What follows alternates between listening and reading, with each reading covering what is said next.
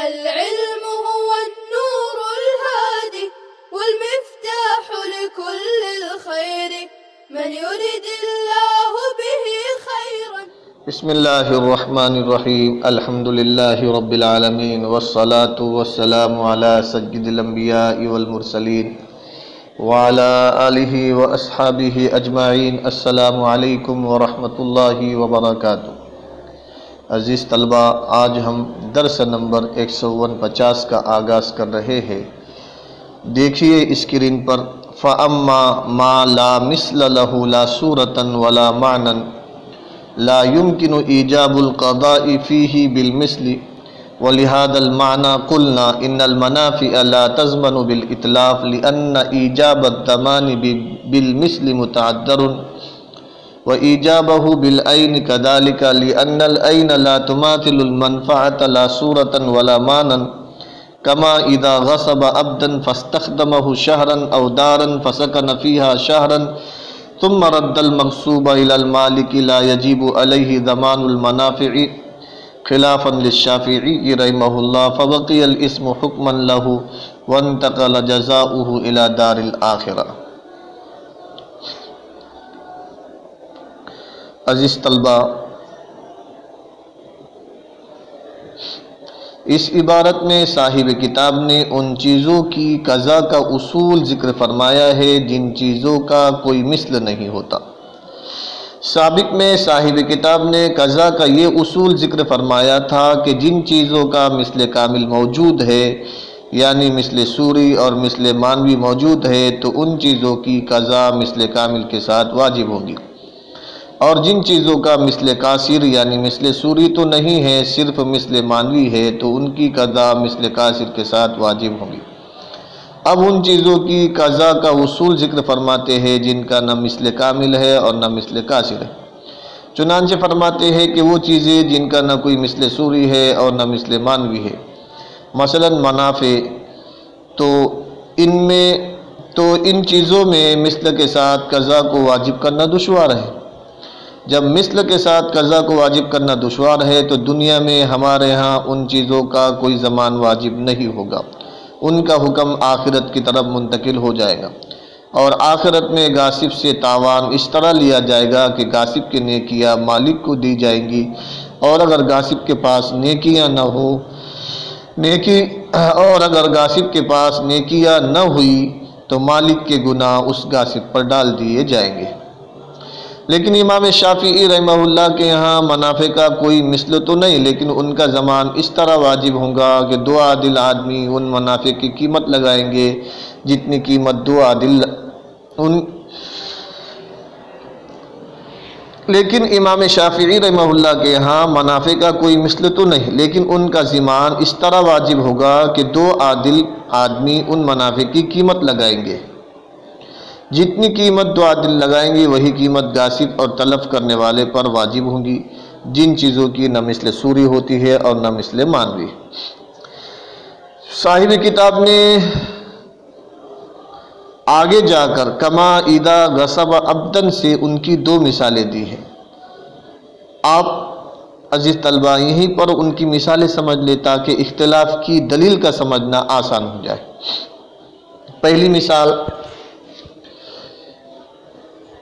پہلی مثال کسی نے غلام غصب کیا اور اس سے 1 مہینے تک خدمت لیتا رہا، پھر 1 مہینے کے بعد اس غلام کو صحیح سالم مالک کو واپس کر دیا. تو امام ابو حنیفہ رحمہ اللہ کے ہاں غلام سے حاصل کی ہوئی خدمت کا کوئی تاوان غاصب پر لازم نہیں ہوگا، اس لیے کہ خدمت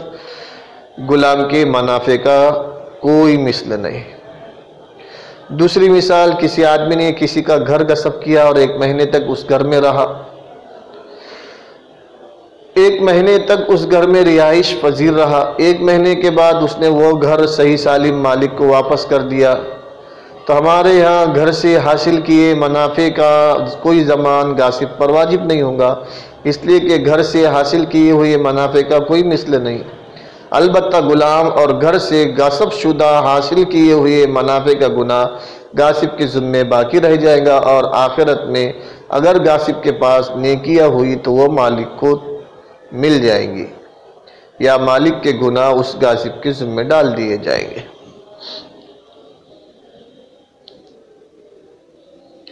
امام شافعی رحمہ اللہ کی دلیل۔ امام شافعی رحمہ اللہ نے غصب کے منافع کو اجارہ کرائے کے منافع پر قیاس کیا ہے کہ کوئی آدمی غلام یا گھر کسی سے کرائے پر لے تو کرایہ دار پر جو رقم واجب ہوتی ہے وہ اس غلام اور گھر کے منافع کے بدلے میں واجب ہوتی ہے، تو اسی طرح غاصب نے غلام یا گھر غصب کر کے اس سے جو منافع حاصل کیے ہیں ان منافع کا تاوان بھی اس غاصب سے وصول کیا جائے گا۔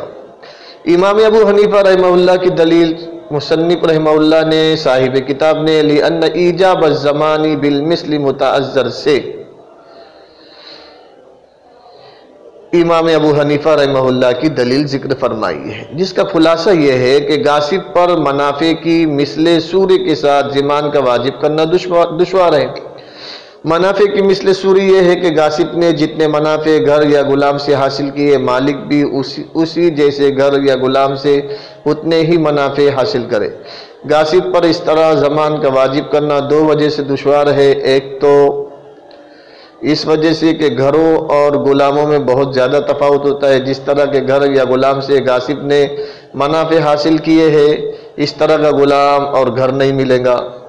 اور دوسرا اس وجہ سے بھی دشوار ہے کہ منافع حاصل کرنے میں بہت زیادہ تفاوت ہوتا ہے۔ بعض آدمی بہت ہی سلیقے، صفائی ستھرائی کے ساتھ کسی چیز کو استعمال کرتے ہیں جس سے وہ چیز جلدی خراب نہیں ہوتی، اور بعض کا استعمال بہت ہی بے ڈھنگا ہوتا ہے جس سے وہ چیز بہت جلدی بگڑ جاتی ہے۔ اسی طرح بعض آدمی بہت ہی پیار، محبت اور اخلاق سے دوسرے سے خدمت لیتے ہیں جس سے خادم پر خدمت کرنا دشوار نہیں ہوتا، اور بعض آدمی بہت ہی بد اخلاقی سے دوسرے سے خدمت لیتے ہیں جس سے خادم بہت اکتا جاتا ہے اور اس کے لیے خدمت کرنی دشوار ہو جاتی ہے۔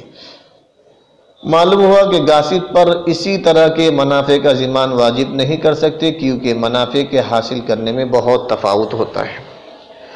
اور ان منافع کے بدلے میں غاصب پر کوئی عین شے مثلا گھوڑا، غلام وغیرہ بھی واجب نہیں کر سکتے، اس لیے کہ عین شے منافع کے نہ صورتاً مثل ہے اور نہ معناً مثل ہے۔ صورتاً مثل نہ ہونا تو ظاہر ہے کہ منافع اعراض میں سے ہے، اور عین جوہر ہے، اور جوہر ہر ارض کے مثل نہیں ہو سکتا، اور عین ان منافع کے معنن بھی مثل نہیں ہے، اس لیے کہ عین جوہر ہونے کی وجہ سے دو زمانوں کے اندر موجود ہوتا ہے، اور منافع اعراض میں سے ہے، ان کا وجود ایک زمانے میں ہوتا ہے۔ جس وقت آدمی کسی چیز سے منافع حاصل کرتا ہے اسی وقت منافع حاصل ہوتے ہیں، اس کے بعد معدوم ہو جاتے ہیں۔ تو جو چیز دو زمانوں میں موجود ہوتی ہے وہ اس چیز کا مثل نہیں ہو سکتی۔ جو دو زمانوں میں موجود نہ ہو، جب منافع کا نہ مثل سوری ہے اور نہ مثل مانوی ہے، تو غاصب پر منافع کا ضمان اس دنیا میں ہم واجب نہیں کر سکتے، اس کا حکم دار آخرت کی طرف منتقل ہو جائے گا۔ امام شافعی رحمہ اللہ کی دلیل کا جواب عزیز طلبہ سن لے۔ امام احناف امام شافعی رحمہ اللہ کی دلیل کا جواب یہ دیتے ہیں کہ ہم غصب کے منافع کو اجارہ کے منافع پر قیاس نہیں کر سکتے، کیونکہ اجارے کے منافع کو شریعت نے خلاف قیاس مشروع قرار دیا ہے۔ اس لیے کہ اگر اجارے کے منافع کی قیمت کو مشروع قرار نہ دیا جاتا تو لوگوں کی ضرورتیں معطل ہو کر رہ جاتی اور لوگوں کے لیے بہت بڑا حرج لازم آتا، کیونکہ بعض لوگوں کے پاس پیسہ ہوتا ہے، وہ پیسے سے گھر بنا سکتے ہیں، چیز بنا سکتے ہیں، اور بعض لوگوں کے پاس پیسہ نہیں ہوتا، وہ گھر وغیرہ بنا تو نہیں سکتے لیکن اس کو کرائے پر لے سکتے ہیں۔ اس لیے شریعت نے اجارے کے منافع کے بدلے میں قیمت وصول کرنے کو خلاف قیاس جائز قرار دیا، اور غصب کے منافع میں اس طرح کی کوئی ضرورت نہیں، اور جو چیز خلاف قیاس مشروع ہو اس پر کسی دوسری چیز کو قیاس کرنا جائز نہیں ہوتا، لہذا غصب کے منافع کو اجارہ کے منافع پر قیاس نہیں کیا جائے گا۔ عزیز طلبہ، امید ہے کہ آپ لوگ سمجھ گئے ہوں گے۔ آئیے اب ہم عبارت کا ترجمہ کر لیتے ہیں، دیکھیے اسکرین پر۔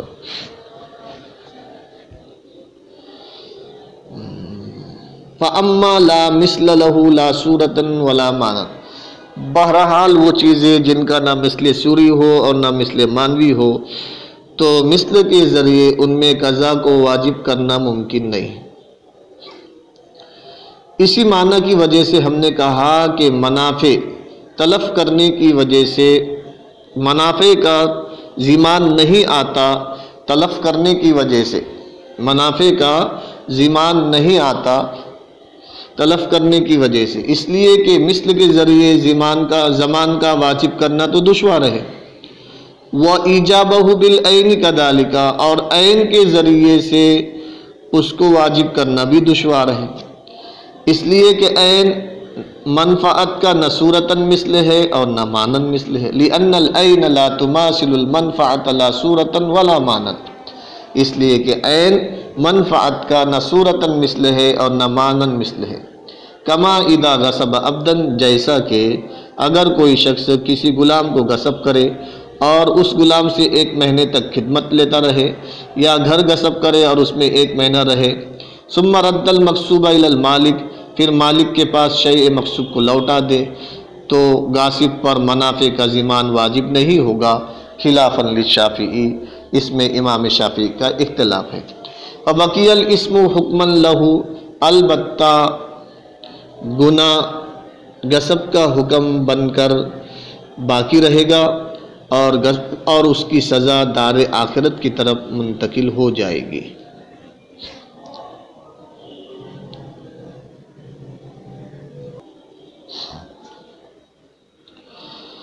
فَأَمَّا لَا مِثْلَ لَهُ لَا صُورَةً وَلَا مَانًا، بہرحال وہ چیزیں جن کا نہ مثل صوری ہو اور نہ مثل مانوی ہو، تو ان میں قضا کو مثل کے ساتھ واجب کرنا ممکن نہیں، وَلِهَذَا الْمَعْنَى، اسی وجہ سے ہم نے کہا ان المنافع لا تضمن بالاتلاف، منافع کو ضائع کرنے کی صورت میں اس کا ضمان نہیں ہوگا، لِأَنَّ ایجاب الزمان بالمثل متعذر، اس لیے کہ زمان کو مثل کے ساتھ واجب کرنا مشکل ہے، وَإِيجَابَهُ بِالْعَيْنِ كَذَلِكَ، اور زمان کو عین کے ساتھ واجب کرنا بھی مشکل ہے، وَإِيجَابَهُ بِالْعَيْنِ كَذَلِكَ، اور زمان کو عین کے ساتھ واجب کرنا بھی دشوار اور مشکل ہے، لِأَنَّ الْعَيْنَ لَا تُمَاثِلُ الْمَنْفَعَةَ لَا صُورَةً وَلَا مَانًا، اس لیے کہ عین نفع کے ساتھ نہ صورتاً مثل ہے نہ مانن مثل ہے، اس لیے کہ عین لا تماثل المنفعۃ، اس لیے کہ عین نفع کے ساتھ نہ صورتاً مثل ہے اور نہ مانن مثل ہے، کما اذا غصب عبداً، جیسا کہ جب کسی غاصب نے 1 مہینہ سکونت اختیار کی، جیسا کہ